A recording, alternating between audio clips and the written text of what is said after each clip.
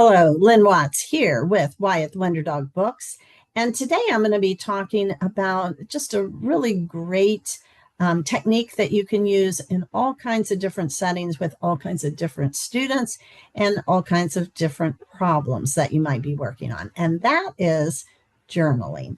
So let me first talk about some lesson plans I have that already incorporate journaling into the lesson plans. And then I'm going to talk about 3 different ways that you can use journaling. So there's a lot of information in this video. I'm going to try and keep it to the point. But if you need to, you can click to the link in the show notes and it will take you to a post where you can read pretty much a summary of everything I'm going to say. So the first thing I want to share is my small group guide. This particular series of lesson plans is designed for obviously small groups, and each of the lesson plans, as always, is designed with ASCA standards in mind. There's an icebreaker, there's an activity to do, but the thing I want to really talk about is if you buy this on my website, okay, on my website, not on Amazon, you can get it on Amazon, but if you buy it through my website, it also includes a digital student journal. All right. Now, the student journal page is also in the book. All right. So you could, of course, use that. Let me get this in the right place here. Here's the page for one of the lessons. This lesson is on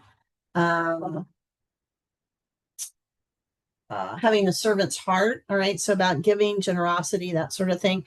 And on the journal page, there's an opportunity for the student to write what they learned about and also how they can put it into practice. All right. So you kind of get 2 things done at once. You can quickly see what they learned, and you can also have them start working on putting it into practice. So that's true for each one of the lessons. There is a journal page.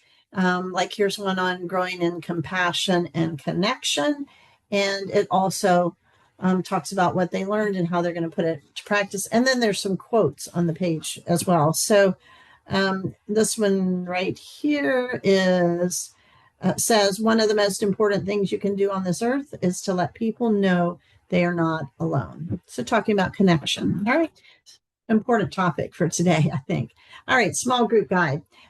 You can also find a journal page with the lessons in my elementary school counselor book of lesson plans, volume 2. All right, be sure and get volume 2 to access the journal page. But this one, each one of the lessons also has a reflection journal.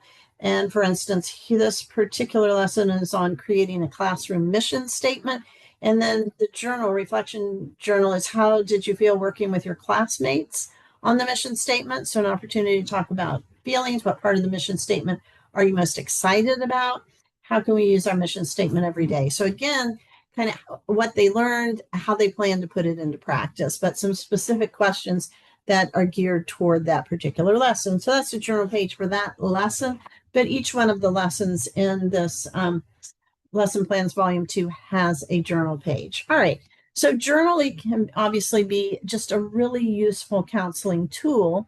I think it's probably obvious that you're going to do this with older students. So probably, I'm going to say 3rd grade, 4th grade, 5th grade would work well. You could use it obviously with upper grades, but for sure in elementary school, I think you need students that are pretty much able to write and also to understand concepts and reflect on them in some fashion in a journal to make it useful. So how can you use journals? Well, I'm going to tell you several ways, and then you can certainly flesh these out.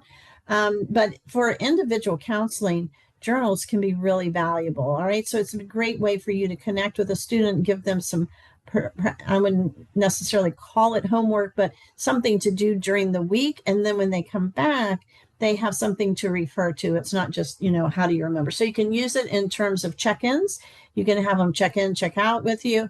So maybe at the beginning of the day or maybe on Monday morning, they bring in their journal and you see what they've written, during that time. Or you can have it at the end of the day where they check out and they just make a brief statement about how their day went or something along those lines. You can use it to ask them to reflect on difficult situations or reflect on problems that you're working on. So if they're having trouble making friends, perhaps you're going to ask them over the week to, journal on a regular basis, whatever seems reasonable about how they're doing in terms of making friends.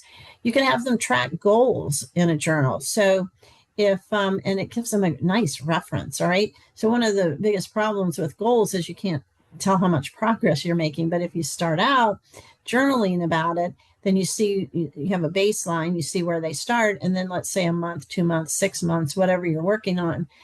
Later, you can look back and see where they are on the goal. You can have them practice a particular strategy that you've taught. So let's say maybe breathing when they get upset or get anxious, and have them practice it, and then again report on how it's working. Any kind of strategy, problem solving exercises like that, you can have them just do a quick note or journal about it. Obviously, it can, especially for older students who have the ability to perhaps reflect back on things, you can have them write a reflection page in terms of, or maybe not a whole page, but a reflection, a few sentences or paragraph about any particular problem that they're working on for the period of time. And maybe at the end of the week, they reflect back on their week. And then finally, it's a great way to monitor progress. So those are all different things that you can do in a journal, and they're great for individual counseling. But it's also true, you can use journals in small group, and you can do all of those sorts of things that I just mentioned, just like in my small group guide. So you can use it in a friendship group. You could use it in social skills groups, anxiety groups. That would be a really good one to use. A lot of the goal setting, the practicing strategies that I mentioned, grief support groups, anger management groups, self-esteem groups, divorce or family change groups. So any kind of group that you're doing a journal is a great way for students to keep track of what they're learning and how they're progressing through the group and what they've gained from being in the group. Finally, you can potentially use journals in a whole class. I think this is obviously much more involved if you're going to have a journal for every student. You could potentially have them just get a sheet of paper out, write on it, and then you could collect them and bind them together some way for them over a period of time. But in a classroom, you can talk about growth mindset, have them track that. You can talk about kindness, empathy exercises or activities, and then have them reflect on, any topic that you're doing in the classroom. When you finish, you can have them, get out a piece of paper, write some sort of reflection about what they learned, how they want to put it into practice. I mean, that's really the basic question to ask, but you can ask it in lots of different ways.